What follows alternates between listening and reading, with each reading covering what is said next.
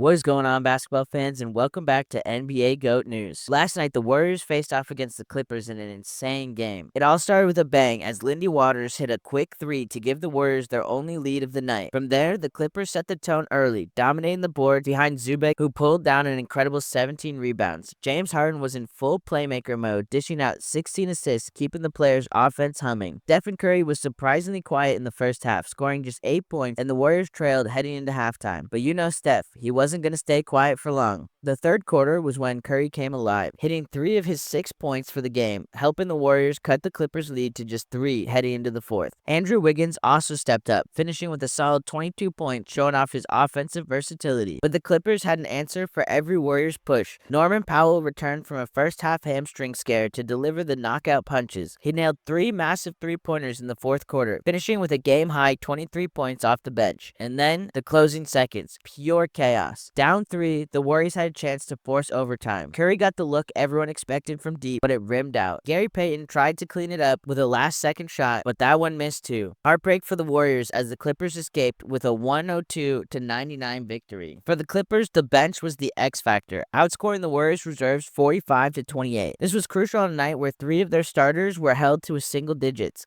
The chemistry between Harden and his teammates is starting to click, and that's bad news for the rest of the league. On the Warriors side, they struggled from beyond the arc, shooting just 36%. Curry fought through left knee injuries to lead the team with 26 points, but the slow start and cold shooting proved too much to overcome. And what a finish it was for the Bucks vs Rockets game. Damian Lillard proving why he's built for the big moments. With just 3.9 seconds left on the clock, Lillard delivered a dagger, lifting Milwaukee Bucks to a thrilling 101-100 victory over the Houston Rockets. Dame Time was back in action after a 3-game absence in concussion protocol, and he did not disappoint. Though he finished with 18 points, it was his clutch layup that stole the show, snapping Houston's impressive 5-game winning streak. The Rockets fought hard in this one, rallying back from a 14-point deficit in the third quarter to take control in the fourth. Fred VanVleet with 26 points was the maestro, while Jalen Green added 21 and Alperen Sengun chipped in with 18 points. But when it mattered most, Milwaukee's defense stood tall. Giannis Antetokounmpo was a two-way force, finishing with 20 points, 14 rebounds, and a crucial block on Sengun in the final seconds. And let's give it up for Brook Lopez. The big man dropped 27 points, 10 boards, and 4 blocks, even after taking a scary fall early in the game. Don't forget this key play either. With the Bucks down 100-96, AJ Green hit a huge three-pointer to bring Milwaukee back within 1. That set the stage for Lillard's heroics. Houston had one last chance with just 2 seconds left. VanVleet tried to find Sengun under the basket, but the pass slipped away, sealing their fate. A tough ending for a Rockets team that's been red hot recently. The Bucks are now picking up steam after a rough start, winning 3 of their last 4. And what a night in Miami as the Heat and 76ers faced off in an insane showdown. The Heat clawed back from a 19-point deficit to dominate the Philadelphia 76ers 106-89. First, the man of the night, Jimmy Buckets. Jimmy Butler returned from his sprained ankle in a big way,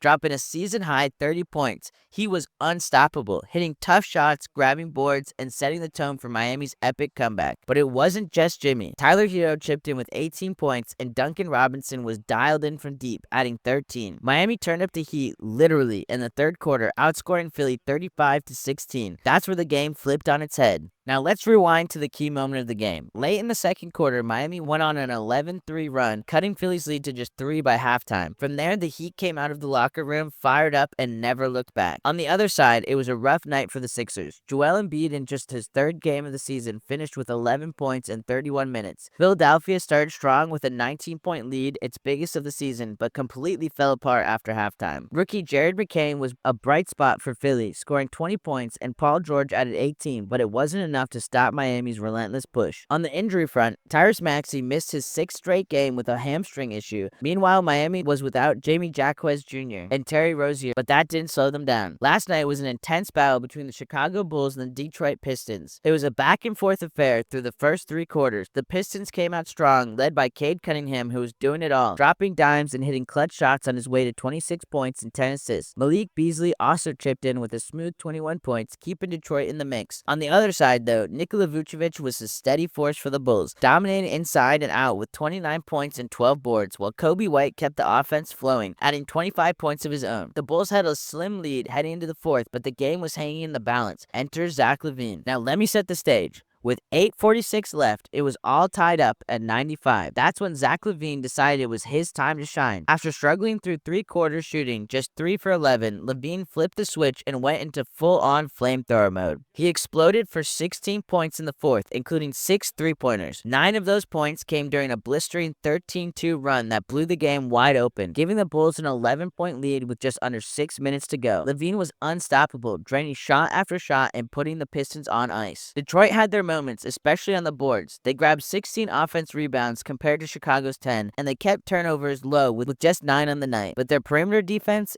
yikes. The Bulls torched them from downtown, shooting an absurd 50% on 23 of 46 from deep. LaVine, Vucevic, and White combined to punish every defensive lapse. And in the fourth quarter, Chicago buried 7 of their 15 threes to seal the deal. Now let's talk about the key moment. Late in the third quarter, Detroit lost focus after not getting a call on defense. In the blink of an eye, the Bulls capitalized. Josh Giddey tipped in a miss, LaVine threw down a huge dunk, and Vucevic hit a dagger 3 to extend the lead. The sequence flipped the momentum for good, and the Pistons never recovered. Zach LaVine continues to be a Pistons killer. He averages over 21 points against Detroit in his career, and tonight was no different. After a slow start, he reminded everyone why he's one of the most lethal scorers in the league. The Bulls take home the win, 122-112, behind LaVine's fourth quarter fireworks and Vucevic's all-around brilliance. And last night was a huge face-off against the New York Knicks and the Washington Wizards. The New York Knicks came into Washington on the second night of a back-to-back, and you'd think fatigue might slow them down, but nope, they dropped a scoring clinic, crushing the Wizards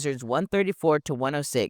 The Knicks set the tone early, exploding for 40 points in the first quarter, and they never let up. Now let's talk Jalen Brunson. He was in his bag tonight. Brunson had a monster double-double, racking up 26 points and 11 assists, and after a rough shooting night against Brooklyn, he bounced back in style, draining 5 triples and shooting an efficient 9 for 15 overall. And how about Karl Anthony Towns? The big man was dominant, tallying 24 points and 12 rebounds in just 25 minutes. The Knicks were lights out from deep, going 20 for 40 from beyond the arc. Cam Payne came off the bench and showed no mercy, knocking down 5 of 6 from 3 for 17 points. And OG Anunoby chipped in 16 to round out the balanced attack. As for the Wizards, it's been a rough stretch. Bub Carrington, Jonas Valanciunas, and Corey Kispert all scored 18 points, but this team is on a 9-game skid, and tonight they just couldn't match New York's firepower. And last but not least, we have a showdown between the Atlanta Hawks and the Sacramento Kings, and this one was a nail-biter from start to finish. The Hawks edged out the short-handed Kings 109-108. Atlanta came out hot, jumping to a 22-6 lead early,